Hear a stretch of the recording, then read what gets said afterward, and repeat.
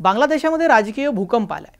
फक्त भारतातच राजकीय घमासान होतं असं नाही, तर जगभरातील देशामध्ये सुद्धा हीच अवस्था आहे। तर या काय झालं काय? बांगलादेशामध्ये माजी पंतप्रधान शेख हसीना यांना फाशीची शिक्षा ठोठावली जाणार का असा सवाल उपस्थित झाला आहे। कारण सरकारने माजी पंतप्रधान शेख हसीना यांना मानवतेविरुद्ध गुन्ह्यांच्या आरोपामध्ये फाशीची शिक्षा सुनावण्याची तयारी केली आहे। देशातील आंतरराष्ट्रीय गुन्हे न्यायाधिकरणाने गुरुवारी घोषणा केली की या प्रकरणाचा अंतिम निकाल हा 17 नोव्हेंबरला जाहीर केला जाईल। या घोषणेनंतर ढाकामध्ये तणावाचं वातावरण आहे। आता माजी पंतप्रधानांचा पक्ष असलेल्या अवामी लीगनं ढाका बंदचं आवाहन केलं आहे। 3 न्यायाधीशांच्या खंडपीठाने निकालासाठी तारीख ठरवली आणि ढाक्यामध्ये अभूतपूर्व सुरक्षा व्यवस्था तैनात करण्यात आली आहे।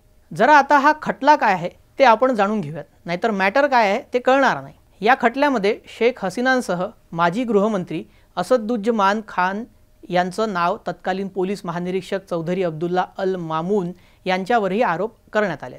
हसीना आणि कमाल दोघांनाही फरार आरोपी घोषित करण्यात आलं। मुख्य सरकारी वकील मोहम्मद ताजुल इस्लाम यांनी तिन्ही आरोपींना मृत्यूदंड देण्याची मागणी केली आहे। मात्र माजी पोलीस प्रमुख मामून यांनी सुरुवातीला स्वतःला उपस्थित केलं आणि खटल्याचा सामनाही केला, परंतु नंतर लगेच पलटी मारली आणि सरकारी साक्षीदार बनले, याला आपण गव्हर्नमेंट विटनेस म्हणतो। 28 दिवस चाललेल्या सुनावणीमध्ये 54 साक्षीदारांनी साक्ष दिली। त्यांनी 2024च्या विद्यार्थी आंदोलनादरम्यान सरकारने केलेल्या दडपशाहीचा तपशील मांडला। आता 5 ऑगस्ट 2024 रोजी विद्यार्थ्यांच्या तीव्र आंदोलनानंतर हसीनांचं आवामी लीग सरकार सत्तेवरून पायउतार झालं होतं। सरकारवर आंदोलकांची हत्या, हत्येचा प्रयत्न, छळ आणि अमानवीय कृत्य यासारखे आरोप ठेवण्यात आले। आता याबाबत शेख हसीना काय म्हणतात तेही पाहावं लागेल। तर त्यांचं म्हणणं असं आहे की हे न्यायाधिकरण कांगारू कोर्ट आहे।